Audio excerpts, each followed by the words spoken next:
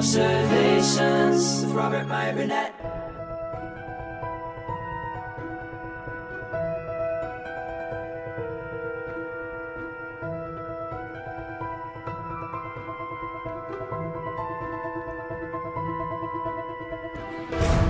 Well, a little behind the curtain there. Well, greetings, imagination connoisseurs. Once again, it is I, your Duke of Dope Discourse, your master of fun and wonder, your viceroy of verisimilitude, your sommelier of sci-fi and cinema, your evangelist of the imagination, your existential Mr. Rogers. That's right, Robert Meyer Burnett. And I am once again Robcasting at you imagination connoisseurs, you members of this, the Post-Geek Singularity community. This is Robservations, episode number 704, the show about something, after all.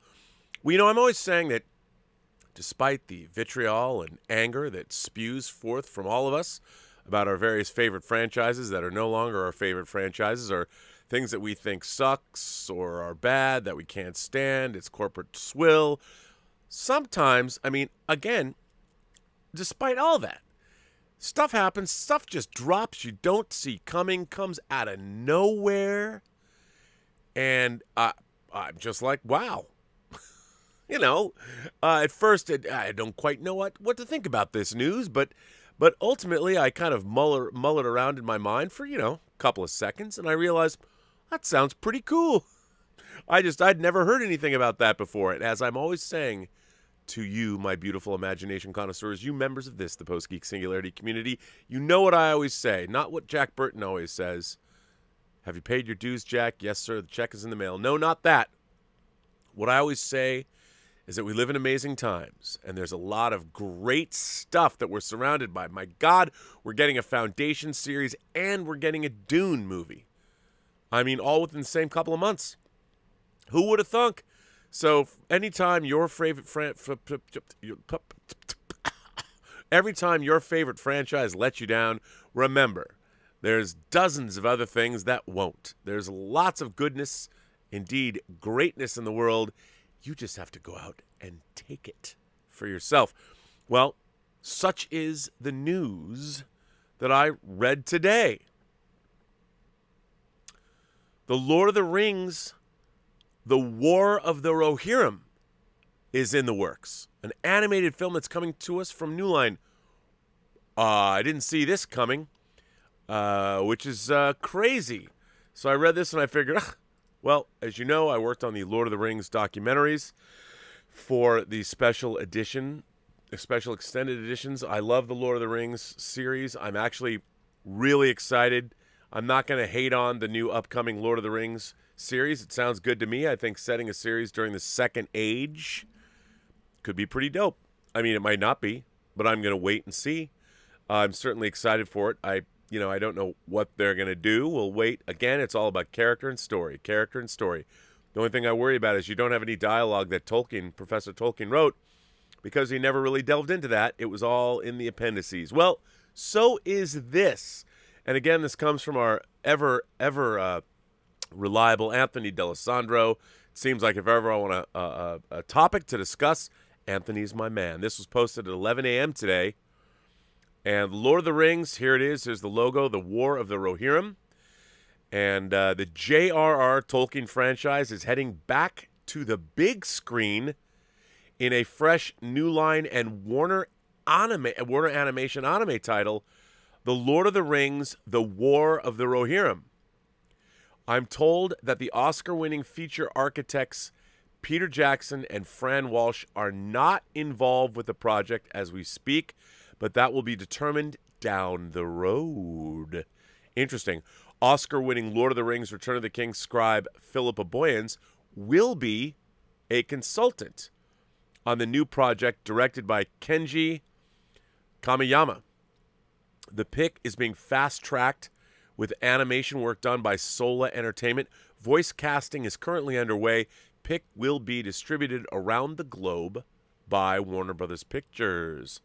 The War of the Rohirrim focuses on a character from the book's appendix, the mighty King of Rohan, Helm Hammerhand, and a legendary battle which helped shape Middle-earth heading into Lord of the Rings. The anime pick will expand the untold story behind the Fortress of Helm's Deep, delving into the life and blood-soaked times of Hammerhand. Overall, the movie is a companion piece to New Line's Lord of the Rings trilogy and is set roughly 250 years before that movie during the Third Age. Note, Amazon's upcoming Lord of the Rings miniseries is set during the Second Age. The news comes at a time, remember, the end of the Second Age of Middle-earth is how Fellowship of the Ring opens. We see the War of the Ring, the war against Sauron, and that's what the Amazon series will be leading to, is the battle you see at the beginning of Lord of the Rings. Overall, the movie is a companion piece to New Line's Lord of the Rings trilogy and is set roughly 250 years before the movie during the Third Age. Note, Amazon's Lord of the Rings miniseries is set during the Second Age. The news comes at a time when Lord of the Rings Fellowship of the Ring is celebrating its 20th anniversary. Can you believe that? Yes, this Christmas season, Fellowship of the Ring is going to be 20 years old. Kamiyama has been behind such anime projects as Blade Runner, Black Lotus, and the TV series Ghost in the Shell standalone complex. Joseph Chow, Blade Runner, Black Lotus, will produce. Jeffrey Addis and Will Matthews, The Dark Crystal, Age of Resistance, are writing. Now, let me tell you something, folks. I loved Dark Crystal, Age of Resistance. I thought was much better than it had any right to be, and that was largely due not just to the production, which was amazing, but the writing. So Jeffrey Addis and Will Matthews writing this with Philippa Boyan's consulting, that's something that I'm willing to get behind. That sounds exciting to me. Caroline Blackwood, the Chief Operating Officer, Warner Brothers Picture Group, and Richard Brenner, President and Chief Creative Officer of New Line Cinema, said, "All of us at New Line feel a deep affinity for the extraordinary world of J.R.R. Tolkien created, so the opportunity to dive back into Middle-earth with the team at Warner Brothers Animation is a dream come true. Fans know Helm's Deep as the stage for one of the greatest battles ever put to film, and with many of the same creative visionaries involved and the brilliant Kenji Kamiyama at the helm, we couldn't be more excited to deliver a fresh vision of its history that will invite global audiences to experience the rich, complex saga of Middle-earth in a thrilling new way. This will be yet another epic portrayal of J.R.R. Tolkien's world that has never been told before. We are honored to partner with much of the incredible talent behind both film trilogies, along with new creative luminaries, to tell this story," says Sam Register, president of Warner Brothers Animation. And so it begins. Now for wrath, now for ruin, and a red fucking dawn. That's what I always say. Through 6 movies, including the Hobbit trilogy, the Lord of the Rings movies have grossed $5.9 billion at the worldwide box office and reps the most awarded film series in history with the highest number of Academy Awards and nominations, including 11 Oscars for Return of the King, tying the record for a single film. Now, I gotta say, like, I read this, and I'm like, this sounds pretty dope. Like, I'm like, okay, but because it's going to be, my first thought, and I would imagine the first thought that you might be having too is, so why isn't this live action? I mean, I understand it would be probably very expensive, but so what? I find it unique and interesting. I'm not going to say I'm angry about it, because obviously they've got people involved whose work I own and enjoy. I have Ghost in the Shell standalone complex, and I also have a few other things that these people worked on. So I'm like, okay, as far as animation goes, it sounds like it's in really good hands. But we didn't hear about a deal. Like, what did they have to pay for the rights to get the Lord of the Rings to be able to? Was this something they already owned? I'm curious as to where this kind of came from. And if they're going to do this, and you've got the people who wrote Age of Resistance, I would think, why isn't this live action? Wouldn't it be more valuable to the studio if it was live action? I just thought that was kind of odd. Now, it doesn't matter, because I didn't know anything like this was even going to get made in the first place. I'm down. I mean, this is definitely something I'm certainly interested in seeing. It sounds pretty interesting. I like where they're going with this and what they're planning on doing. But it is kind of baffling. It really did come out of left field, especially with the Amazon Lord of the Rings TV series. How do they feel about this? I find it odd. Odd, it doesn't make any difference to me, really. But the fact that they're doing this does seem sort of out of left field, maybe? Is that the word I want? Left field? That's not one word, that's two words. But you never know. It just felt a little strange. And I don't know. I mean, it's an embarrassment of riches. It sounds like it's got a great creative team. Why wouldn't I be excited? I am excited. I'm excited to see it. I think it's going to be good, but I'm just curious as to the origins of it. You can't, as somebody who follows the business of Hollywood, I'm like, well, how they make that deal?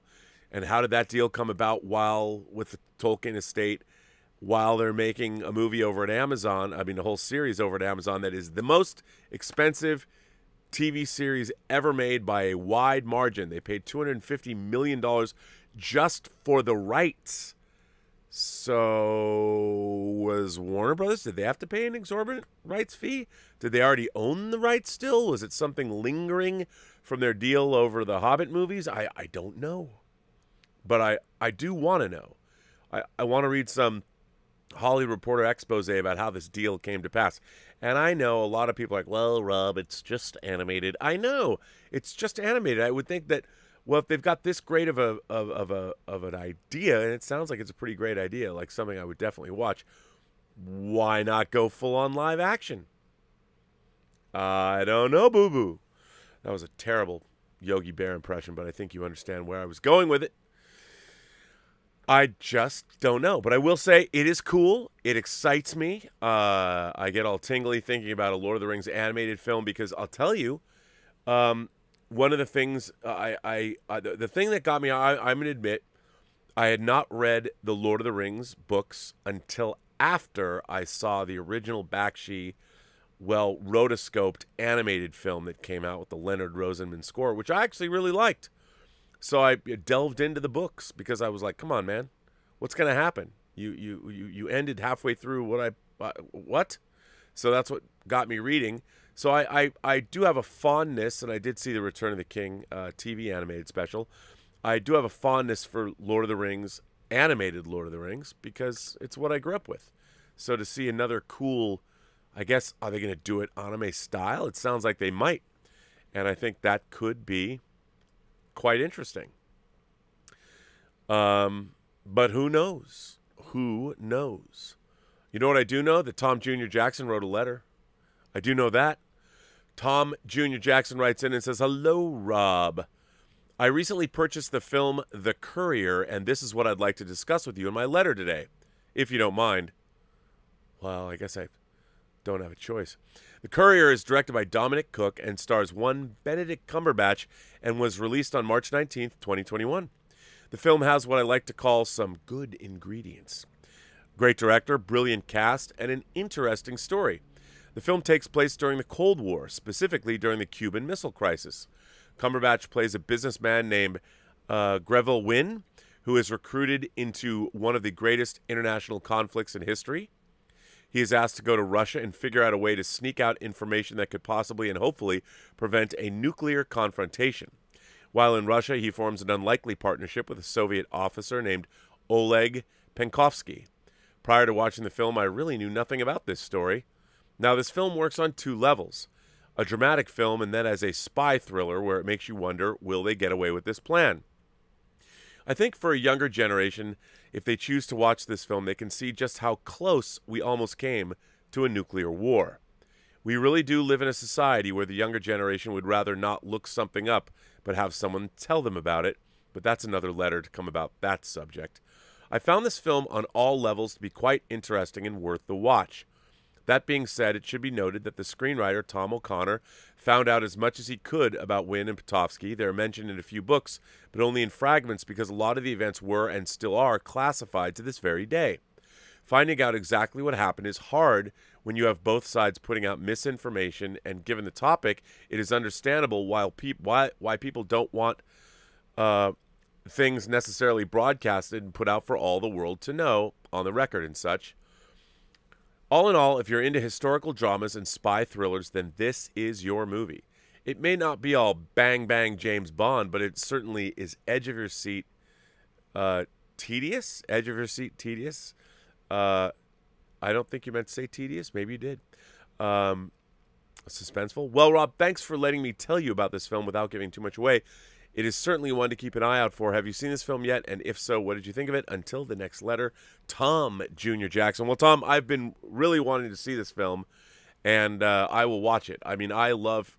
The Cuban Missile Crisis is something that I didn't live through it. I was not born yet, but I've always been fascinated by it. I love, like, 13 Days. I love... When I was a kid, there was a TV movie called The Missiles of October that I watched as a kid, and I didn't really quite get everything that was going on in it, but scared the hell out of me. So, and of course, I grew up with movies like Dr. Strangelove and Failsafe and things like that, and I love them. So this movie is right up my alleyway. And speaking of that, Donnie Pearson writes in. Donnie Pearson writes in and says, "Hello, Rob and my fellow imagination connoisseurs. Congrats on your 700th episode of Robservations." Thank you, Donnie. Well, it's been 3 decades since Rugrats, among my favorite TV shows, debuted on Nickelodeon, and around 17 years since its final episode. Now, it's been over a week since the computer-generated revival of Rugrats debuted on Paramount+. I've binge-watched all 5 episodes and love them so dearly. I'm glad that Bob Mothersbaugh scored the revival with the original theme music by his brother Mark. Don't worry, I always avoid spoilers. I recommend that revival to my fellow Paramount Plus subscribers and to those who plan to subscribe to Paramount Plus, yet I hope that the series would debut on the home media formats by this year's end. Thank you for reading my letter, and remember, a baby's got to do what a baby's got to do, and don't put that baby in the corner. Here's to 700 episodes of Robservations and 700 more. Regards, Donnie Pearson. Well, this is why I love this community, because Donnie Pearson, I want to know that I respect and admire your love of the Rugrats, something I know nothing about, but I appreciate you writing in with your enthusiasms. I like that. By the way, The Untouchables, another Paramount movie. So thanks for that. This one comes from Aaron Johnson. Dear Rob, to continue the tribute to Charles Grodin, I thought I would comment on the first 2 Beethoven movies that Grodin was in. Beethoven from 1992 and Beethoven Second from 1993. This review has quotes from Roger Ebert's review of both movies with my own comments about both movies. During the Beethoven Second part of the comments, if you see a reference to 101 Dalmatians, it's because I'm comparing the kidnappers Missy and Floyd in Beethoven Second to Cruella and Jasper and Horace in 101 Dalmatians from 1996. Also, this dog-themed Grodin movie is a fun choice because it is saluting owners of dogs everywhere, like me. When I first saw the first Beethoven, I noticed in the beginning of the credits that one of the writers was John Hughes, who was responsible for writing screenplays for many other films. Besides Beethoven, such as Ferris Bueller's Day Off with film stars Matthew Broderick, Hughes also wrote the National Lampoon's Vacation movies, which starred Chevy Chase. Hughes also wrote Mr. Mom, which stars Michael Keaton of Tim Burton's Batman fame. He also wrote 16 Candles, which stars Molly Ringwald, and all of those things. And it's great. Even much later, he wrote Disney movies like Fox's Miracle on 34th Street, Baby's Day Out, and 101 Dalmatians with Glenn Close, Jeff Daniels, Jolie Richardson, and Hugh Laurie, and the remake of The Absent-Minded Professor called Flubber with Robin Williams. Beethoven is one of those movies that has so many characters in it that are so entertaining. Charles Grodin plays George Newton, who has a job at Newton Auto Air Fresheners as the CEO, but the film opens with a St. Bernard puppy that escapes the clutches of a vile veterinarian, Dr. Varnick, played by Dean Jones. Amen. I loved him in all the Herbie movies. And That Darn Cat. That is 2 henchmen, Harvey, Oliver Platt, and Vernon, Stanley Tucci. And when you get further into the film, we learn about George's wife, Alice, who's played by Bonnie Hunt, and George and Alice's kids, their son, Ted, played by Christopher Castile, and daughters, Reese, Nicole Tom, and Emily. The kids, of course, instantly want to adopt the cute little dog, which has some genuine sympathy, but Grodin says nothing doing. Dogs smell, they leak, they shed, they bark, they poop, they growl, and they chew on things. But my reaction to when seeing the kids speak to their dad about the misunderstood St. Bernard dog is that maybe the dog needs a loving home and proper training so he stays out of trouble. When Grodin's George Newton relents, this sets up a series of adventures in which Beethoven, for such is the name of the dog, becomes a member of the family, while growing to about 200 pounds and performing clever tricks, indicating he is as easily as smart as the average veterinarian. When the kids are portrayed as being quite humble to the St. Bernard while also being quite fun and entertaining, the viewer can relate to them, and this represents the fact that they're trying their best to help their four-legged canine friend learn manners. Then when Dean Jones and his cohorts come calling to steal the dog for more sadistic experiments, this leads to the big action climax. This is the sort of popcorn entertainment that families enjoy that tend to have some pretty fun action sequences, which I found. And what I found quite enjoyable about Beethoven is not only the performances from the kids and Grodin and Hunt as the parents, but there's other characters in the film that don't get enough credit. Patricia Heaton and David Duchovny play a pair of employees for the Newton Air Freshener company that Newton works for, named Bree and Brad, that have humorous moments talking to George. And this is one of the movies that Duchovny was in before he was Fox Mulder on The X-Files. Part of how this film manages to work is the amount of characters that are impressive, especially Dean Jones. The second film, Beethoven's Second, basically follows the same formula. The Newton family is entertaining. The Beethoven the dog is great to see. And Beethoven meets another St. Bernard named Missy. Uh-oh, and hijinks ensue. And Beethoven and Missy go to a drive-in theater to see a movie. Boom, chicka, boom, boom. But Beethoven and Missy are parked on a hill above the parking lot, so they have a good view of the screen. Later, Missy becomes pregnant. Oh, I was kidding. There really was some boom, chicka, boom, boom. Later, Missy becomes pregnant and has 4 puppies. And just like in Disney's 101 Dalmatians with the Dearlys, the Newtons help look after Beethoven and Missy's puppies. But the central problem is Beethoven's friend Missy is dog-napped by Regina, played by Debbie Mazur, and her goon boyfriend Floyd, played by the late Chris Penn. And this is similar to 101 Dalmatians when Cruella DeVille asks Jasper and Horace to kidnap the Dalmatian puppies. The 3 Newton kids manage to rescue and cherish the puppies after winning over their dad, the priceless Charles Grodin, who must have charged a high one for appearing in this. Mom, the merry-faced Bonnie Hunt, of course, loves the pup at first sight. This sets up a fun ending to Beethoven's Second, in which the evil villains attempt puppy napping. But it gets so comical, similar to 101 Dalmatians, that there are a lot of traps set for the villains. It had a scene with Beethoven and Missy, which involved a Dolly Parton song. This movie has one clear reason for being: the success of the original Beethoven, which grossed something like $70 million. The film was no masterpiece, but it made good use of the adorable Beethoven, and in Charles Grodin, it had a splendid comic actor who made the most of his role as a grumpy dad who didn't want a dog causing havoc around the house. This time, with Grodin elevated to an innocuous role and Mazur acting as if she were being paid by the snarl, it's up to the dogs. You know you're in trouble when the heroes of a comedy spend more time swapping spit than one-liners. My reaction to both movies is that Beethoven from overcomes is stronger than the second film because of how it manages to introduce Beethoven to the Newtons, and that Beethoven overcomes obstacles from villains like Dr. Varnick. Overall, both movies are fun, and it started a franchise that has multiple direct-to-video sequels, including Beethoven's Third, Beethoven's Fourth, Beethoven's Fifth Big Paw, Beethoven's Big Break, Beethoven's Christmas Adventure, and Beethoven's Treasure Tale. I'm going to close this dog-themed movie topic letter by saying happy 700th, Rob. Sincerely, Aaron Johnson. Well, Aaron, no one's ever written into me about the Beethoven movies before, so I want to say thank you for that, because by God, I guess no one can have enough Beethoven in their life. So thanks for writing in. Martin Lawrence writes in and says, greetings and salutations, Rob. I was watching the John Campea show the other day, and the possibility of Spider-Man joining the Sonyverse was brought up after the comments from Sony hinted as such. I have a theory that maybe wasn't discussed. Sony said No Way Home. After No Way Home, we would have a better understanding of Spider-Man's place. And No Way Home is delving into the multiverse. What if Spider-Man joining Sony wasn't the multiverse incarnation, but an alternate one? I'd love to get your thoughts on this. Sincerely, Martin Lawrence. Well, I mean,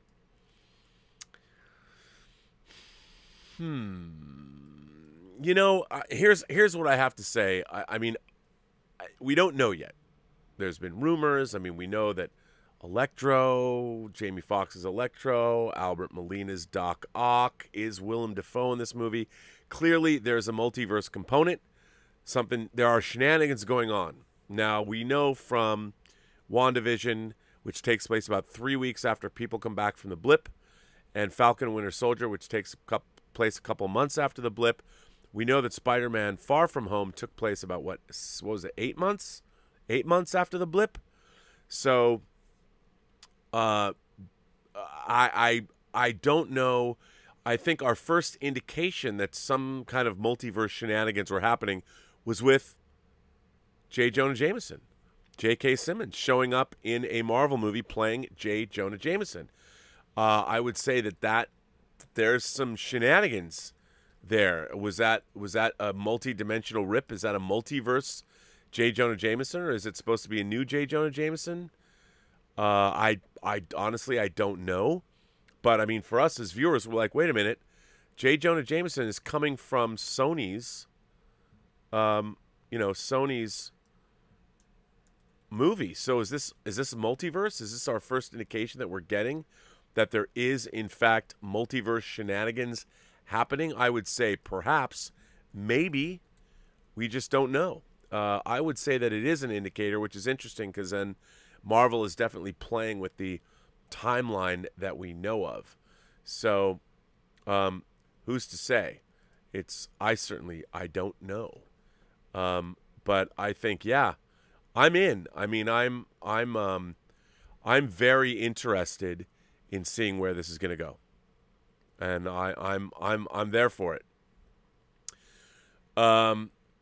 This next letter comes from Mario Lopez, who says, "Hi, Robert." Mario Lopez, by the way, all the way from Portugal. Hi, Robert. My letter today is about a very important point that really helps the success of a film: the use of real locations and real buildings. And those are called, in film terms, practical locations, and I couldn't agree with you more. I take this opportunity to leave this suggestion just for you, Rob. Yes, because no one is listening to us, that Portugal has two fabulous places that could be excellent locations for horror or mystery films. I am talking about Capela dos Ossos in Ivoria and Quinta da Regalia in Sinatra. Sinatra is a beautiful place. It's no coincidence that it was also a very important location for the filming of Roman Polanski's film The Ninth Gate. Capela dos Ossos is small, but as the name implies, it's full of bones. Yes, it's a little scary to see. Quinta de Regalia, on the other hand, is a big place. Very beautiful, mysterious, with secret places, tunnels, gardens, small lakes, and fountains. But the most awesome things that we can find there are two wells that better resemble underground towers lined with stairs. These wells never served as water sources. Instead, they were used for ceremonial purposes that included tarot initiation rites. Returning to the theme of the letter, I know that I will forget many real awesome places which were used and successfully in movies, so I'll mention only 3 which were always very special to me, despite never having visited them personally. The only thing I could do is search the internet for articles or videos that talked about these special buildings. The first one is the Flatiron building, of which I even have a Lego miniature, which was given to me a few years ago by my coworkers. Funny point, my fellow coworkers have known for a long time that I'm an imagination connoisseur, so this year gave me for my birthday a nice frame with a Sucker Punch movie poster as content. I think they elected me as the #1 fan of this movie, and I accept the title with all pride. Here's a picture of that frame, which I will get. The other 2 places that are always fascinating to me were used in the movie Blade Runner. I'm talking about the Bradbury Building, which I know is in excellent condition, and Innes House. I know that this Frank Lloyd Wright building has suffered over the years. I hope the USA makes every effort to protect this building. Rob, do you know anything about these 3 buildings that you would like to share with our community? Well, I've visited all 3 of them, actually. I've seen the Flatiron Building up close in New York City, and I have seen both the Bradbury Building and the Innes House.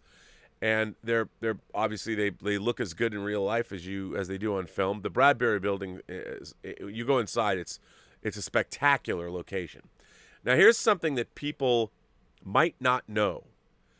Certain buildings, certain structures are actually copywritten, which means you can't just go in front of the Flatiron building and film it and put it in a movie, a commercial movie. You have to get the rights. It's just like you'd have to get the rights to any other kind of IP. You don't have to, obviously, you're not going to adapt the Flatiron building, I guess, unless you're going to build another one. But if, let's say you want to shoot in Hollywood at the Griffith Park Observatory, you have to pay for the rights. You have to license the Griffith Park Observatory in order to be able to shoot there. The same is true of the Flatiron building. Now, I don't know about the Innes House. Maybe the Innes House is true, but the Bradbury building, I believe, is the same way. You actually have to pay a fee to shoot there. You have to license that architecture. So, yeah, you can't just like point a camera down the street sometimes and film some of our great landmarks, because they're owned by people and they have the copyright on that. So you can't commercially exploit that for you, like if you wanted to. You can't do that. But I think that's interesting. And those are all great locations. And I would love to shoot at both the Innes House and the Bradbury building someday, but you'd have to make it look different. Martino Sumoni is here again. And Martino is going to take me on a James Bond tour. And apparently he's got James Bond cars that he either owns or has access to, which I'm intensely jealous of. And we're going to go to the dam where James Bond jumped off at the beginning of GoldenEye when I get over there to visit him. So Martina writes in and says, "Hello, dear Robert Meyer Crockett. Sorry, Burnett. I've been working like crazy lately, so I have to listen to your programs late. But as soon as possible, I will try and be back to the lives. Just a quick reply to the letter from Mr. Manuel Schepper, spelling from Hamburg, to answer his question about the fly." I love this. Stathis Borans, that is the name. That's who John. Oh God, why am I drawing a blank? Not John Hurt. John Getz. John Getz. Stathis Borans' decision to assemble the rifle. Okay, this is so. Okay, so a couple. I don't know if it was last week. Manuel Schepper was worried about the verisimilitude of Stathis Borans in The Fly assembling the rifle he takes to Seth Brundle's lab/apartment after he gets there, as opposed to taking in the rifle before. Wouldn't it be more prudent to put the rifle together before you go in there? Well, that is what Martino is talking about here. He says, Stathis Borans' decision to assemble the rifle after he left the car is peak verisimilitude. He drives a Maserati Quattroporte 3. At the time, the car costed like a medium-sized house, and the interior is made of acres of fine leather. I cleaned one once. You don't want to do that often. I would never handle a metallic and greased object inside that car. I once saw a Maserati Quattroporte 3 with Hamburg plates. I hope it was Mr. Schepper's car. Well, I love it, Martino. When anybody's writing in and talking about peak verisimilitude, you know how much that brings. It warms the cockles of my heart. So thank you for that. I very much enjoy that. So thanks for pointing that out. This one comes from Emil Johansson, all the way from Sweden. Rob, I wanted to discuss wokeness in entertainment, but I'm not going to do so with angry words or because I just want to get a reaction out of people. I want to be serious because I think it's a serious topic. It's easy for me to sit on the other side of the ocean and tell people in the USA where they should or should not go in their media, but I became a bit more understanding of where people on both sides are coming from when people started reacting to a new series based on an older series here in Sweden. The reason people are upset or are arguing is that people want to modernize this series, meaning they want a more multicultural cast. This country is a lot more multicultural now than it was when the first series aired. It's based on some children's books by a famous Swedish author who died in 2002. I think the author was a bit ahead of her time because she was criticized for not writing proper fiction for kids. In her stories, kids would not act right. The case being Pippi Longstocking, as I'm sure you also know about. I think nowadays there's plenty of fiction for kids that are not seen as proper material. And sadly, it's a lot easier for kids to be exposed to adult things now. Which a part of me thinks is sort of okay, because I'm not sure sheltering kids from reality too much is good either. Anyway, you could say the original series is a very Swedish, idealistic series. And I can understand people being upset when they want to replace the white actors with non-white actors. I can also understand people wanting to be nice and inclusive, and if the aim is to modernize it, I guess it would make sense to change the cast. Some actors said she was totally on board with that. Another said the opposite. He didn't like the politically correct nonsense. I don't want to suggest what I believe is the ultimate correct and true opinion. I mostly wanted to bring this up because suddenly I can see the gray area. And I sort of understand the issue better because I can relate to it. I think wanting to modernize something is a bit similar to what Damon Lindelof wanted to do with the Watchmen series. Instead of having it revolve around the nuclear holocaust, it was about racism. One might say this deviation of the original is a deviation of the original plot, but I can see the logic. The original series took place during the Cold War, but the new series took place in our time. And Lindelof thought racism was a more present issue, given a potential rise and of white supremacy, as he noted. However, I did not like the Watchmen series.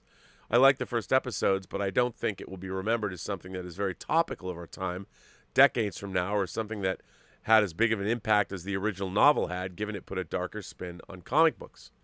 I think the biggest question I have is, would it really be evil for people to not want a multicultural cast in something that was not even multicultural to begin with? Because by modernizing something, you change that. If you change that, it's not really the same thing anymore, is it? Maybe I'm being too sensitive, but it feels weird. I don't have an issue with it that much, but again, I'm beginning to see the issue people have with, for example, changing the race of Superman. From an alien perspective, who cares? I'm not invested in Superman the way other people are, but I think taking these big stories and changing them for the sake of kindness and diversity, it sort of diminishes differences among different people in a way. What I mean by that is that some characters are unique, they're different, and by replacing them all the time, it's just not the same anymore. I get that it's for diversity and empowerment, it's for a good cause, but also John Cena was probably not trying to be a bad person when he was apologizing to China just because you have good intentions and it doesn't mean you are doing good things. I think stories are diminished if we don't leave certain aspects of them alone. Not all the time, of course, but I think if we start to idealize more than reflect reality, and it does not produce the best stories all the time, it's just weird. I don't really have a definitive thought, I just wanted to speak my mind. I hope I didn't come off as racist. I hope I didn't ignite the chat. I mean, you have to be able to at least mention some weird topics sometimes without people exploding, right? I don't know about that, Emil. They'll explode anyway. But no, I mean, look, I look at it this way. You know, for instance, we're going through a very strange time in our world where everybody has good intentions. Look, I've always been the one to say what we really need in our civilization is true diversity of thought. And there are many marginalized groups and people that have not had their say. They have yet to tell their stories, and we need to hear them. You know, whether you're talking about people of color, whether you're talking our LGBTQ brethren, anyone there, we need to hear their unique stories so we can understand their experience, and only then can we really have true understanding. I think this idea of shoehorning all kinds of people of different shapes, size, colors, and creeds into things for its own sake, like, look at how woke we are, we're going to change this character. I think that to me is very superficial. I think what's more important is I would like to see more stories of indigenous peoples. I would like to see more stories of black characters. I would like to see more stories of trans people. I want to understand who and what these people are and how are they different from me and how can I learn to be an effective ally, or what can I do to learn? I want to learn from them, learn from their experiences, which means we need their stories told. We don't need them transposed onto previously existing stories, because I don't think that necessarily, because what you're going to do is you gender swap or you race swap, and then hopefully you're going to bring a story that has something to do, like it would be silly to make Superman a black Superman and then not use the character to comment on the black experience in America.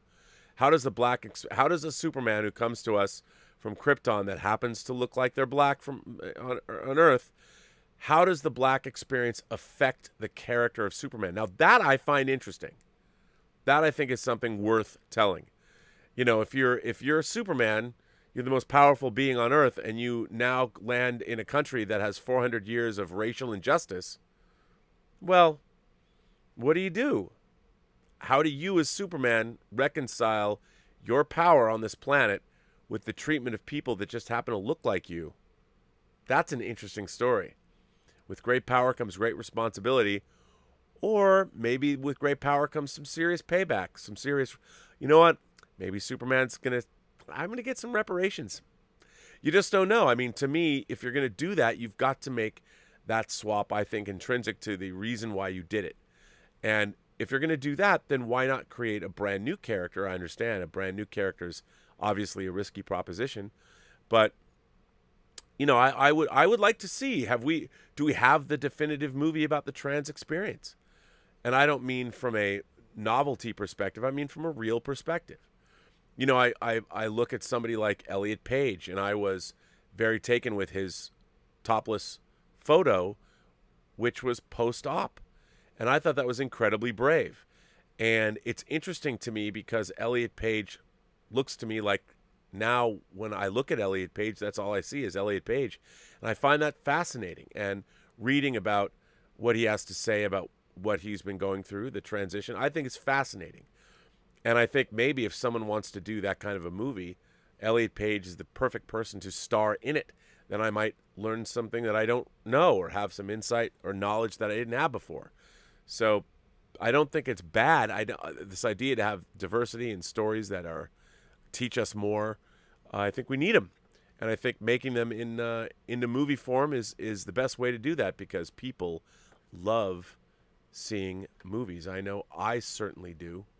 And we can only benefit. But that's what I want. I love diversity of storytelling. I love hearing other people's experiences in the world, and I love it helps me understand the planet I live in as well. So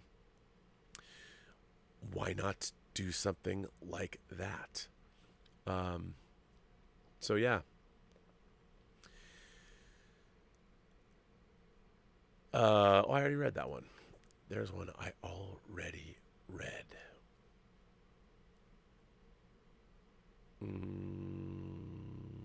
Well, I guess let's see what you guys have to say today. Because I don't know. Let's go back. I guess we have Skywalker Zorel sends in multiple tips. So let me make this so you can actually see it better. There we go. Skywalker Zorel writes in and said, well, one of two, but I think that there's three here.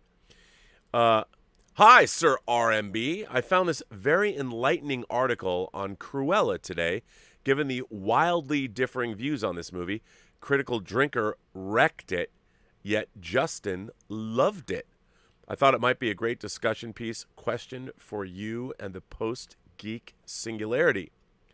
I haven't seen the movie yet because of the fuss. I'm on the fence. Maybe y'all can sway me one way or another. Well, gosh, since you put the link in here, why don't I jump in and see what this article is all about? I've not seen it, so I can't offer you a first-hand opinion, but I can certainly realize, this sounds like a good article to read. Hang on. Since you sent this in, why not just check this out now? Because that's what the power of the internet provides us. The magic to do, well, whatever it is we want to do. So I am going to do just that, because this article looks rather intriguing. All right, let me throw this article up, and we'll look at it together. No, this comes from Bustle, bustle.com. No, Hollywood isn't out of ideas. This was written by Dana Schwartz on June 8th. The only thing film snobbery achieves is robbing you of a fun time at the movies. Well, let's see, Dana, is that true? In February of 2020, I saw a movie in a theater for what I didn't know then would be the last time in more than a year. Portrait of a Lady on Fire, which, by the way, I own on Blu-ray, just saying. In case you were curious, last weekend, mask on and heart pounding, I cautiously re-entered the world of big screen cinema for another European set period piece about the compelling, tumultuous relationship between two women. Cruella. At the risk of sounding patently uncool, the movie was a goddamn delight. Really. I mean that, with absolutely no irony or eye rolling. The Emmas Thompson and Stone chewed the scenery with exactly the panache the film required of them. The costumes were spectacular, the needle drops almost jaw-dropping in their quantity and imagined expense. Perhaps it was just the sheer joy of sinking back into a big, comfortable seat and staring up at a screen the size of a city block, but I think the film knew exactly what it was and hit the mark with aplomb. That is not to say some of the plot points weren't a little charmingly ludicrous, including but not limited to the widely Twitter-mocked detail that the future Cruella de Vil's mother was killed by being run off a cliff by a trio of Dalmatians. Out of context, it sounds ridiculous. In context, it's still ridiculous, but a little less so. But a little less so. So it's no wonder that the Twitter dunking began early, mocking the film as a soulless cash grab and hashtag girlboss Joker. The latter comparison is entirely unfair. Unlike Joker, Cruella is actually fun. But the former is interesting. I've noticed a pattern recently among would-be film critics online disparaging the lack of original storytelling, ostensibly in favor of remakes and sequels of things that already exist. And so the complaint becomes a recurring rephrasing on the internet. To paraphrase a few dozen men on Twitter I've had the misfortune of coming across over the past week or so, ugh, Hollywood only wants superhero movies and sequels and IP projects when they could be making my original screenplay that I wrote and no one wants to read. Jesus Christ, I'm so bored of that perspective. I might as well be reading random Twitter guy's terrible screenplay. It does seem as though we're facing down a disproportionate amount of shiny studio properties in theaters now. During the pandemic, the big blockbuster films that required large box office returns were delayed. And so now we're about to have a marathon of Fast, Furious, Impossible, Mission, Bond, Marvel orgy of violence and exploding vehicles. The Oscars were understandably underwhelming, and so even an original film like Nomadland, which won Best Picture and Best Director, still sort of felt underwhelming in terms of its cross-cultural impact. And pandemic aside, a lot of creative original storytelling has moved to television, where writers get more control over their own projects. But there's another important undercurrent to all of this that I want to make very clear. Just because a film is based on a property that already exists doesn't make the film itself inherently any less creative. I totally agree with that, by the way, 100%. Almost all movies are based on something, a book, a short story, a short film from another country. Am I supposed to enjoy You've Got Mail less because it's based on a film that was based on a play? Must every film bro stop talking about The Departed because it's a remake of a movie from Hong Kong? Hollywood doesn't work the way random people on Twitter thinks it does. That is very true. Where there's an executive sitting in a room with two scripts, one that says generic Marvel movie and one that says edgy original story, and he's so busy chomping on a cigar that he makes the wrong decision every time. I get that there's also a knee-jerk reaction to properties that are produced by massive corporate conglomerates. A film like Cruella, which is actually an original story based on a century-old book, feels more mass-produced because, well, you can already see the Hot Topic merch. You can see the cynical corporate strings at work, the mental calculations of men and women in suits inputting the box office returns of Maleficent into a spreadsheet. And certainly coming to understand the business of Hollywood is a disquieting experience, bringing with it the slow realization that despite what the perky montages at award shows claim, it's not all about the love of cinema. Show business is a business, and the studios decide to spend their millions of dollars on the movies that seem like they're going to make a lot of money. which means things that have name recognition and proven popularity. Hollywood writers are not out of ideas so much as audiences everywhere in the world don't really go to see small art house films en masse. The unfortunate byproduct of the industry is that our best and most exciting artists are moving to marquee IP projects because that's where the resources are. Chloe Zhao and Taika Waititi are making Marvel movies. Cruella was co-written by Tony McNamara. But the system in which these artists operate doesn't cheapen or negate their work, at least in my mind. Bemoan the system if you might, but don't tell me the costume designer of Cruella, Academy Award winner Jenny Bevan, is doing work any less creative than if she were working on a non-Disney property. For the record, one of her Oscar wins was for another reboot sequel, Mad Max Fury Road. The film industry is going to continue to evolve and change, but until art is a public good, artists will have to work within the system. And I think it's worth celebrating and continuing to champion good work when they achieve it and also get paid for it. There's a lot of interesting creativity happening in the comic book movies and adaptations. Lord Miller's entire career, for example. Sometimes the only thing film snobbery achieves is robbing you of a fun time at the movies.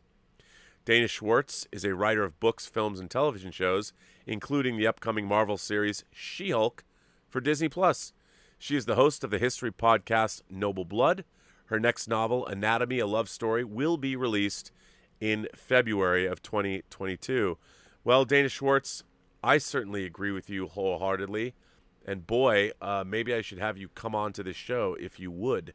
Because you and I, my dear, or am I getting canceled for calling you my dear? You and I park our shuttlecrafts in the same shuttle bay. And I mean, my dear, with no lasciviousness, all great respect. So, I want to thank you for that, Skywalker Zarel. I think that article is great, and it's definitely something to consider. I mean, you know what? As an imagination connoisseur, I grew up loving studio product. I love studio movies, and it just seems like right now, look, the great studio movies of yore, this Saturday, the 12th of June, is actually the 40th anniversary of the release of Raiders of the Lost Ark. And on this show, we're going to have some special guests for the show to talk Raiders. And can you imagine? I mean, obviously, Raiders had George Lucas and Steven Spielberg behind it, and Harrison Ford coming off of Empire Strikes Back and Star Wars. But, I mean, yeah, you had creators making it, but still Paramount was like, okay, we'll release that movie.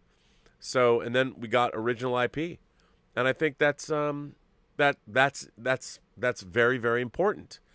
But I think that I enjoy great studio product. I mean, Inception, big Warner Brothers movie made by Christopher Nolan. What I want is great original studio movies. That's what I like. I like seeing all the resources coming from. It's just getting harder and harder. I think the real problem is that movies are so expensive now that every roll of the dice is so risky that you can't, if you're spending $150+ million on a film, you have to be as risk averse as possible. And why would you gamble that much money on an original IP when you can go make something like Cruella, which already has sort of a built-in fan base? And I think you're right. I mean, from what I've seen of Cruella, I haven't seen the whole movie, but at least it's original enough. It's a striking vision. You can see that in the trailers, that there's a lot of people that worked really hard to make that movie what it could be. And with Emma Thompson and Emma Stone in it, probably, absolutely, definitely worth watching. And I think that that's not to be trifled with. If that movie makes money, then it's a good thing and very much worthwhile. So I agree. I agree with you. Dakota says, some movies can be very innovative. For example, when a Days of Thunder was filming on the track, they would set up cameras on a car and in different places. With NASCAR taking note of that, and they started using the same kind of techniques for TV races later on. Well, Dakota, I think that is a very astute thing to say. So for those of you who don't remember, the Simpson-Bruckheimer film Days of Thunder that they made with Tom Cruise after the success of Top Gun. I think it was the first movie they made under their new deal with Paramount that didn't pan out that well. But yeah, because when you start using when you start shooting things like that cinematically, whether it's football games or car races or any kind of sports, if you're doing a movie about sports and you figure out new dynamic ways to shoot these sports, I think the actual sporting events will take a clue from what they've done. And I agree, because there's a lot of really cool photography. I really like Days of Thunder. Rubbin's Racing. I think it's good. And come on, Tom Cruise's character's name in Days of Thunder is Cole Trickle. Cole Trickle. What a name. Willow sends in a tip. Hello, Willow. If Archer has apparently encountered the Borg in Regeneration, why is it that the Next Generation Starfleet doesn't appear to have ever heard of the species before? Did they just somehow lose all records of the incident? Well, that's a good question. I think the canonical answer would be that they didn't know what the Borg were. They didn't know what to call them. They didn't know what to, and maybe in the database somebody could come up and say this is similar. But remember how the Federation met the Borg. I mean, Q whisked them away in the second season Next Generation episode, Q Who, and Q took the Enterprise and threw them into Borg space. So it was all new, and so maybe nobody was looking in the historical records to find out what was going on. But yes, these are canonical questions that are vexing to Star Trek fans. We are terribly vexed when it comes to these kinds of things, and we wonder, how do we look upon these things? What does it all mean? Well, sometimes we have to we don't know. But I think that's a great point you make. I don't have an answer for you, other than the fact that I have to justify it that, they just didn't know what the Borg were. How do you classify them? So that's why. Hunter sends in a tip and says, "Hey, Rob, have you ever heard of or have seen the 1988 cult classic, The Lady in White? It is honestly one of my favorite movies of all time. I was wondering if there's any chance that this movie could possibly be discussed on Whining About Movies." Well, Lucas Haas was in that, right? Lady in White, not The Lady in White. I think it's just Lady in White. And it did come out on Scream Factory, put it out on disc. It was directed by Frank LaLoggia, who directed a movie that I thought was quite odd when I first saw it. I didn't know whether I liked it. Fear No Evil. I like Lady in White. I own it. And I think Lady in White is a great little movie. It's not bad. Maybe doing a Whining About Movies, Lady in White, a midway point to the next Halloween. Actually, we're not that. Yeah, well, no, we're a little further along. That's not a bad movie. That's not a bad movie to do. I love Lady in White. It's a great story. It's almost like a children's fairy tale in a way. Really liked it.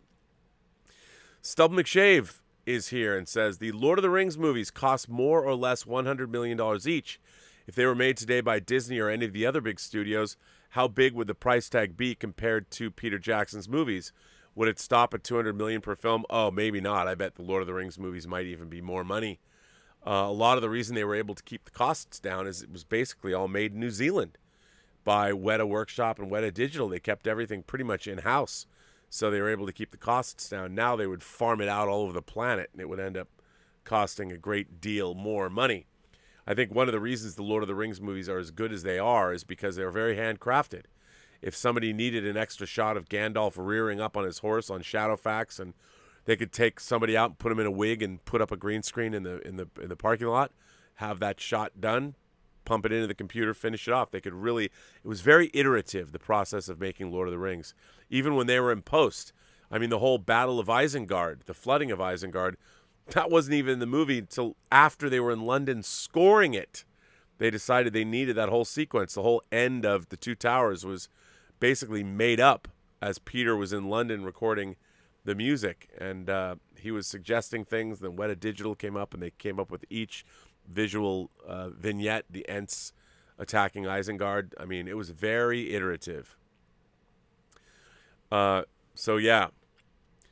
Royce Freeman says, I know many don't like Highlander 2, but what did you think of the Renegade cut, which changed the mythology? Well, I guess it's better, but I just find the Highlander 2 is so misbegotten, if you want to call it something. It's really just not great. And I don't know why that mythology is the way it is. I mean, whether it's changed or not, it just makes no sense. And, of course, Russell Mulcahy left the project. It was basically taken out of his hands, and he was able to get back to it. But, oh, my God, that movie is just how do you watch the first Highlander and come up with Highlander 2 out of that? I think both movies are, I mean, sure. Is the Renegade cut an improvement over the original theatrical version? Yes, but is that really saying anything? I don't know. I don't like either version. Our friend Eric Gant is here. Eric Gant says, I am Namor of Atlantis, and I am burdened with glorious porpoises. Oh, Eric, you should be ashamed. You made me read that. I am Namor of Atlantis, and I am burdened with glorious porpoises. Shame on you. Shame on you, Eric. Just shame. Shame. Shame. I've got a Cersei Lannister 6-scale figure. I should go and take all her clothes off, and I should do I should do that. I mean, I'm not going to do that because that was too expensive of a figure, but if I could get a second Cersei Lannister figure, I should just hold up the Cersei Lannister figure naked and just say shame. But I won't. I'll spare you that. But Eric, keep that in mind. Royce Freeman goes on and asks, this is a good question, which version of Blade Runner do you prefer? The director's cut without the voiceover for the unicorn and no happy ending, or the one with the voiceover? Well, here's the thing. Okay, here's what people don't understand. For me, Blade Runner was only one way for a decade. So they don't advertise for killers in the newspaper. I can't watch Blade Runner without hearing the narration. I hear it anyway. It existed for a decade as the one original cut of Blade Runner. Oh, that's not true. Then there was the international version that was released on Embassy Home Entertainment, on Embassy on a VHS from Embassy, that had the extra gore when Roy Batty pushes out Terrell's eyeballs. So there were two versions of Blade Runner, but they're essentially identical. They had the voiceover. So to me, that version of Blade Runner is the version I saw for 10 years. That was the version I watched over and over again on VHS. So that version of Blade Runner, I don't think that there's any ambiguity whether or not Deckard is a replicant in that version. He's clearly not. There's no evidence to support that he is, and I would dare say that the whole point of the movie is negated if Deckard is a replicant. Well, after seeing, there's the various cuts that we all have now on home video, especially if you bought the big box set of Blade Runner. As the years went by and we got different versions of Blade Runner, suddenly things were more open to interpretation. And I know the whole history of Blade Runner. As people know, I wrote an essay for a book called The Cyberpunk Nexus, exploring the Blade Runner universe. But to me, the definitive Blade Runner was the one that came out in the theaters that I watched, just because I watched it so much. And so I think it's hard for me to go back and say, I mean, I like the final cut a lot.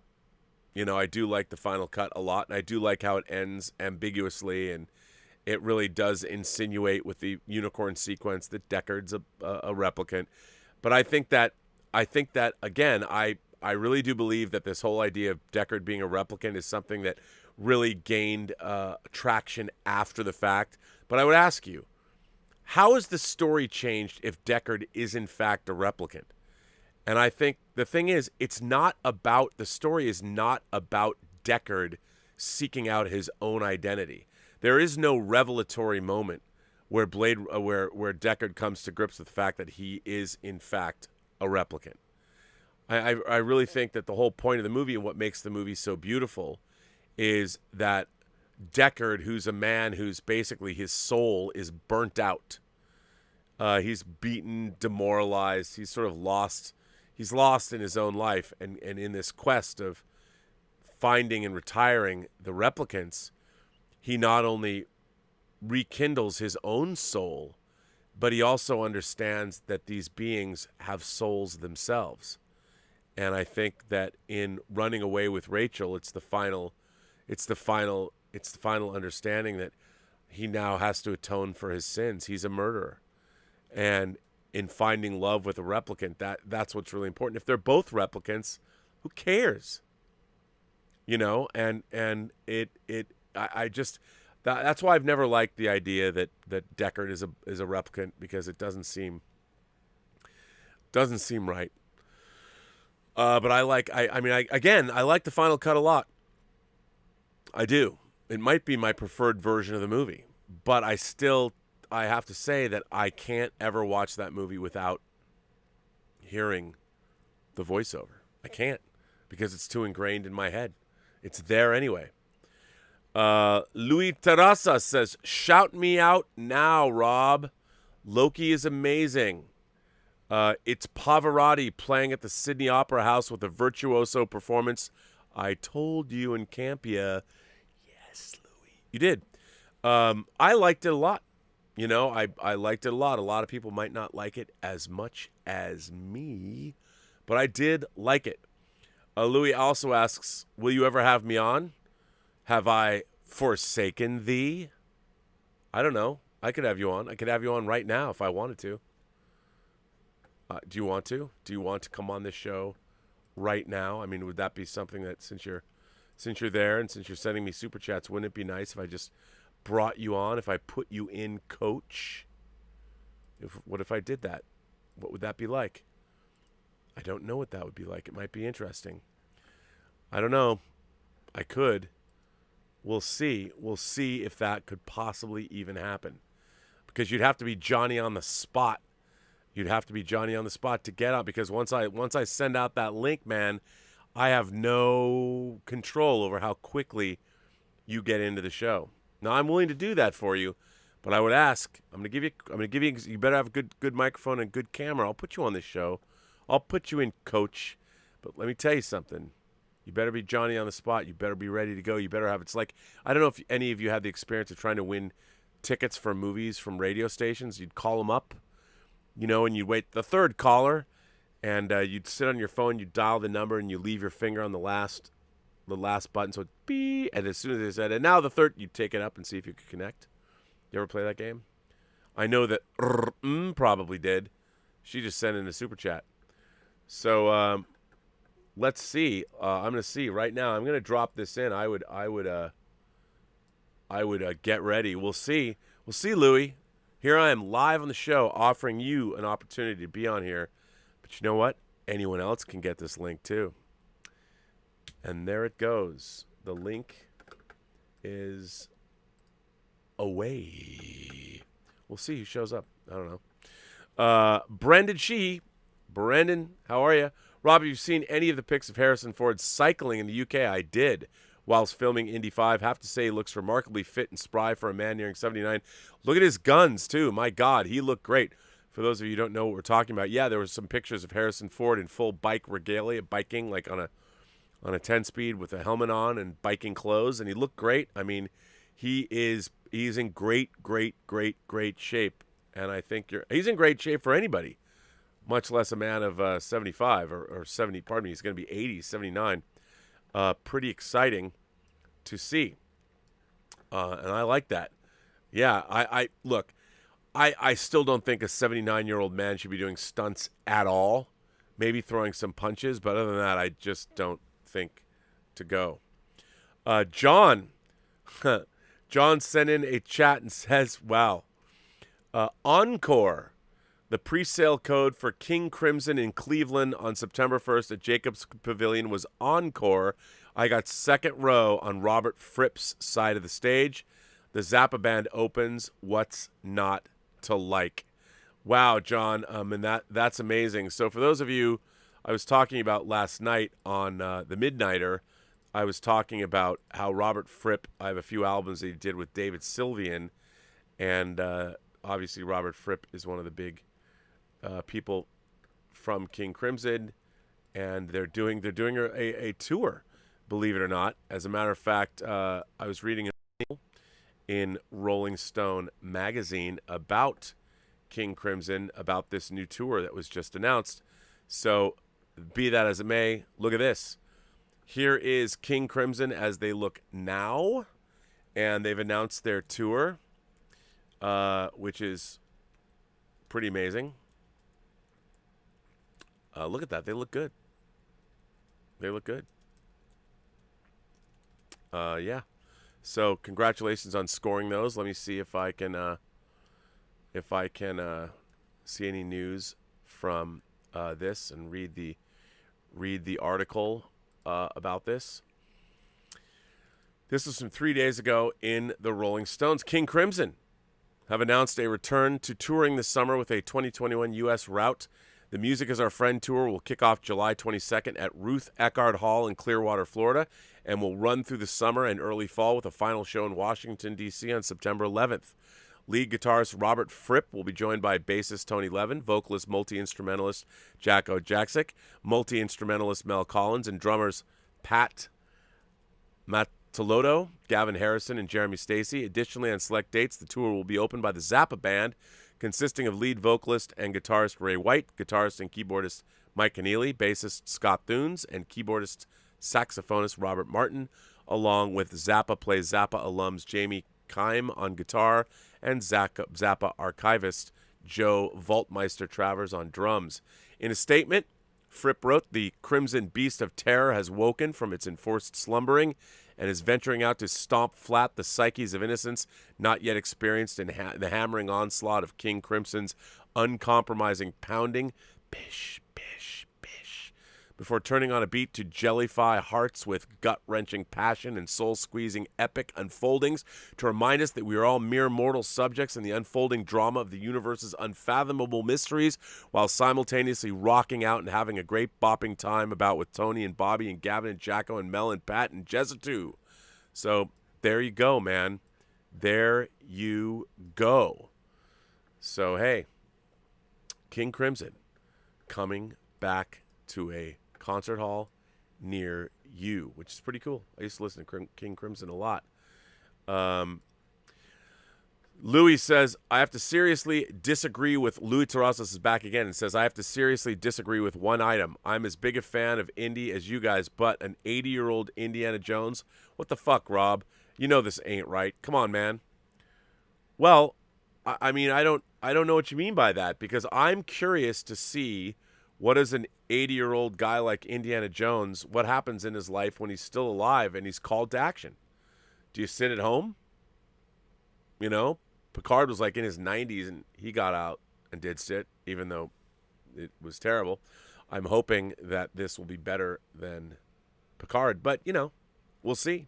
James Mangold coming on the heels of Logan and Ford v Ferrari. I think if anybody could come up with something, he could. So I'm curious to see. Now, Louis, I sent out the link. I put the link in the chat. You didn't show up. I'm just saying. All right. I don't know what to tell you. I'm disconnecting. I'm disappointed. You could have been here. Could have been a contender, Louis.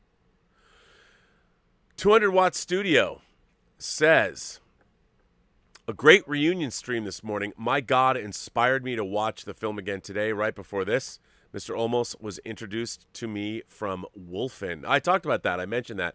I loved him in Wolfen. I saw him in Zoot Suit and Wolfen. They both came out in 1981. So for those of you who don't know, I hosted on Midnight's Edge this morning. I hosted a reunion panel for Stand and Deliver, and our headliners on that panel were Edward James Olmos himself and Lou Diamond Phillips. It was a 2-hour panel. I highly recommend checking it out if you're a fan of the film. But, wow, I really, really had a good time, and they were really great guests. And Edward James Olmos, man, that guy, what a legend. What a legend. So 200 Watt Studio, I'm glad you enjoyed it. It was certainly fun to do. And I want to thank all the people over at Midnight's Edge, including Andre and Latino Slant and Tom for always including me. So thanks for that. Sheriff Carl sends in a tip all the way from the P&W. Man, all sorts of hot news dropping today. Finally got to watch Loki, and fuck, dude, a very promising start to something I believe will be a very special show. That writer guy, Walden, definitely seems like his hype is legit. Maybe Star Trek will hire him. Maybe. I hope so.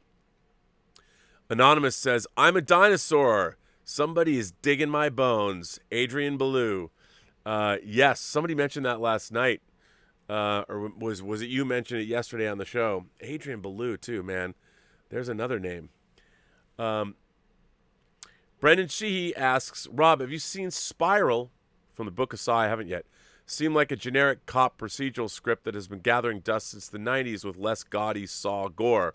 Pedestrian stuff, not sure how this was supposed to retool the franchise. It felt dated and jaded. Wow. You know, I haven't watched it yet. I like police.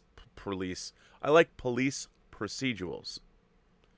Police procedurals. I like them. So I'm looking forward to it. I like the Saw movies. I'll watch them. I actually think Saw 1, 2, and 3, and 4, 5, and 6 are pretty good. I mean, as far as those franchises go, they're pretty good. I like them. Skywalker Zarel sends in a tip and says, I thought you'd make a terrific article even better as always. Well, thank you, Skywalker Zarel. I very much appreciate that. So thank you very much. I understand the choice of, Stub McShave says, I understand the choice of Legolas saving Frodo in Bakshi's Lord of the Rings version and Arwen in live action, but I've always wanted to see Glorfindel from the books on screen. Yeah, Glorfindel's, I know, it's true. Well, yeah. Maybe, well, they had to get rid of something, but I don't think you're wrong. Hassan Chavez sends in a super chat. Well, thank you, Hassan. I appreciate it. That's a funny super chat. Thank you for that. I appreciate the support. Skywalker Zarel goes on to say, I have to take the plunge and say, and I love Emma Stone, but I just thought it was relevant to what is happening right now with the whole Knives Out already based agenda for Marvel, even by people I respect and follow. Oh, I see what you're saying. Let me read that again. I have to take the plunge, and I love Emma Stone, but I just thought it was relevant to what is happening right now with the whole Knives Out already based agenda for Marvel, even by people I respect and follow. Yeah, I don't understand. Like, we're in the midst of this weird fan Marvel backlash, and I'm like, man, we're getting some really great TV and some really great stories. And, you know, a lot of people are like, well, you know, it's Falcon and Winter Soldier. They had to change the plotting. I don't mean the PLODD, plotting of Falcon and Winter Soldier because it was dealing with a global pandemic, apparently. So clearly they had to change the plotting. But I think the central core of the whole series with Sam Wilson learning how to take on or accept the mantle, learning to accept the mantle of Captain America, was a really great story. You know, and whether you liked everything that happened in it, and there's a lot of things I objected to, for the most part, I really enjoyed it. And I can understand people's objections to it, but I really enjoyed it. Skywalker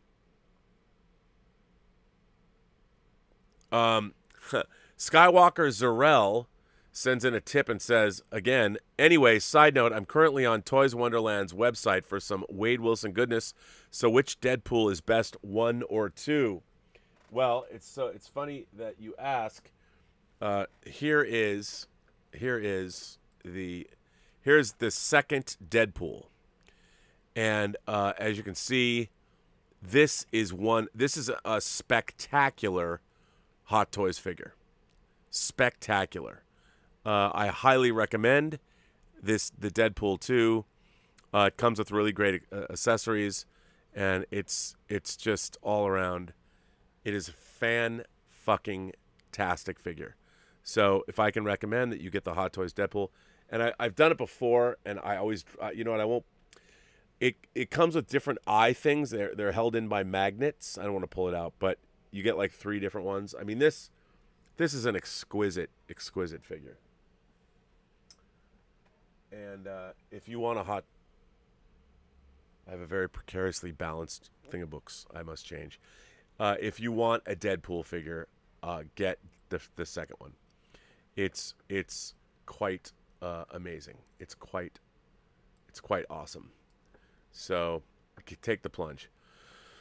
So there we go. And I think let's see. Now we're at the end of. I've caught up with everyone's super chats and tips. Thank you for those, everybody. I appreciate that. Absolutely. And now I've got some more letters. Got some more letters for the show. More letters have come in. And you know what? Why not jump into them? Because I can. And let's see what people have to say. Now, this seems like a pretty good letter. This comes from Mad Villainy. Mad Villainy says, Hello, Rob and fellow imagination connoisseurs. It's always been difficult for me to mourn celebrity death, as it sometimes feel like I don't have the right. After all, I didn't actually know them. My relationship with celebrities and their art is, like most people, woefully one-sided. But I'm getting ahead of myself. It was New Year's Eve, 2020. It had been one hell of a year, and as the night came to an end, I began to feel naively triumphant. The ticking clock to midnight felt like a giant middle finger to the year that was 2020. After all, with only an hour left in the year, nothing could possibly go wrong. Or at least, so I thought. Right before the clock struck 12, I heard the news that the iconic underground rapper MF Doom had just died in a car crash. He was only 49. The news hit me like a ton of bricks. It was almost like the twisted karma-obsessed fates had caught wind of my naive triumph and decided to teach me a lesson. I can't quite explain the feeling I felt when I heard this news. I didn't know MF Doom personally, but his music was more of a consistent than any one person growing up. More of a consistent than any one person growing up, that's what it says. More of a constant, maybe. In the past few years have had a scattering of untimely celebrity deaths.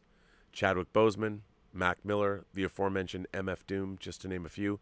As I often identify certain parts of my life through the guise of the entertainment that enamored my past self, when the person who created that art passes away, it can feel like the rose color in which I remember those things fades away.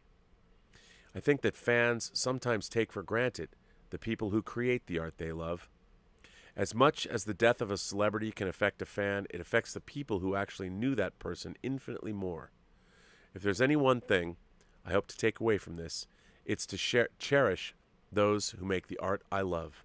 Never be ashamed of what you love. Instead, proudly proclaim it. Sincerely, Mad Villainy. What a great letter, Mad Villainy. I agree with you. But, I think one of the interesting things about when celebrities pass away, there are people that whether you are, like Prince, I couldn't believe when Prince died, and having been listening to Prince for decades, I just assumed throughout my life he would always be there, and maybe there was a chance I would shuffle off the mortal coil before he did. And with his amazing talent, I mean, I'd seen Prince so many times live, it just, it wasn't right when he was gone. And but I know what you mean. I think you're absolutely right. We should celebrate what we love, shout it from the rooftops, proclaim it, and never apologize for who and what we love, no matter what. Video Hunter D writes in, Rob, you are 3 for 3 in being disappointed by films recently. I do not mean to trigger any existential crisis here, but I have to ask you what Tom Cruise asked Kelly McGillis in Top Gun. Have you lost that love and feeling? Well, Video Hunter D, the answer is no. I haven't, because hope springs eternal. I want every movie to be good. I do. And I don't like to not like movies. I don't. I really don't. But I'm hoping to love everything. And as far as Top Gun is concerned, man, I can't wait to see Top Gun Maverick. I hope they're all good. I hope they're all good. I really do. Like I said, I want to love these things. I really do.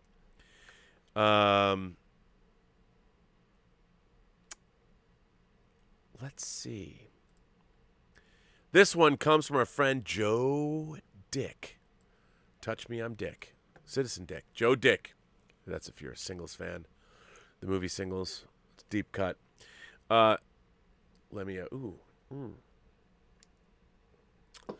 Joe Dick writes, Hey, Rob. I've enjoyed Willow's reviews of Voyager and Enterprise episodes. I recently rewatched the Voyager episode Latent Image after her review of it. It's hard to remember what I thought about it when I saw it back in '99 when it debuted. Either I'm more conservative now in my attitudes than I was then, or else the threat of AI is more real now. I would likely have taken the view that the Doctor's program should not be reset. Thinking about it now, though, I'm not so sure. The difference between Data's and the Doctor's sentience is huge. Data might lack emotions, or did at the time, and for some reason he can't use contractions, but at least he has the hardware of his positronic brain. He's still programmed, but it's a program running through a neural net that mimics a biological brain. You could say that biological life is programmed in a way, maybe at the level of the cell. You could even say that the fundamental laws of physics program everything at some level too. Each cell is its own universe. A brain cell doesn't know it's part of a brain, it's more adaptable programming. Data still has all these subroutines, including a morality subroutine. Data says in The Hunted he's not programmed to kill, but we know later that in the season he does try and kill in The Most Toys. With good reason. The Most Toys brought to mind a British TV movie from the 90s with Charles Dance called Firstborn. The stories aren't at all similar, but I remembered it because it raises the question of whether killing in war is moral, or if killing should always be avoided. Then I remember in The Big Lebowski when Walter says that he even flirted with pacifism, not in Nam, of course, though he says. Dance plays a scientist who creates a gorilla hybrid human. As a young man, the hybrid wants to join the military but isn't comfortable with the idea of killing. Gorillas are fairly gentle animals, except when threatened. The family are very observant Catholics, and Dance describes the commandment "thou shalt not kill" as a not always practical idea. I guess Data's programming is somewhat flexible then, after all, or maybe his experience in The Hunted caused him to add the ability to kill to his program. That's kind of chilling. Lore alters Data's program in Descent, suppressing or deleting his morality subroutine and turning him into a psychopath. The Doctor's program isn't running through a positronic brain or any brain. His program runs on the ship's computer or on his mobile emitter. Although we saw what the ship's computer is capable of in the right hands, look what Barclay was able to do. The Doctor should have merged his program with the ship and started calling the shots. How is he different from Moriarty? Geordi instructed the computer to create an opponent capable of defeating Data. Not only capable of defeating Sherlock Holmes. Moriarty becomes self-aware. It seemed like child's play to the computer. Later in Voyager, we're told how special the Doctor is. Something about his holomatrix meant he couldn't be easily replicated. This is to avoid the same problem they face with Data. What do you do if something so superior to humans could be easily reproduced? Neither Data or the Doctor or Moriarty might be genuinely self-aware. This is a problem we'll face at some point in the real world. How to tell? A sophisticated AI could fool us. Other holograms on the holodeck are able to mimic self-awareness with total conviction. But I figure a good Captain Janeway's position should have reset this problem. The philosophical and moral ethical concerns don't matter when he's your only doctor. I guess recruiting and training doctors should have been of the highest priority, like in Battlestar Galactica when they found new potential pilots amongst the civilians. 7 of 9 makes that argument. I wonder if we'll have to restrict robots in the future to non-humanoid forms. Although in Star Wars, R2-D2 managed to have a distinct personality, but in that world it's the protocol droid who looks vaguely human. The astromech droid is the one who gets shot at, so he doesn't look human. Would we have these questions about Data's self-awareness of the Doctors if they look like the exocomps from The Quality of Life? Hard to say.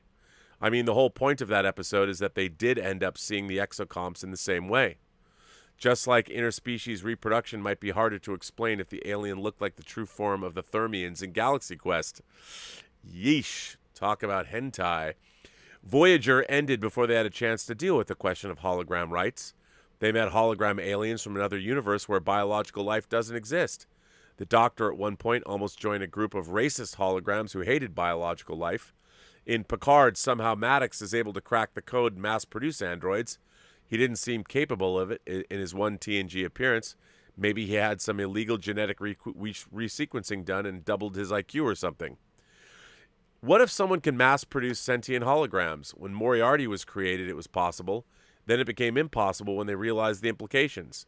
Sort of like how they realized in time that Pulaski's age-reversing transporter trick needed to be insanely difficult and dangerous.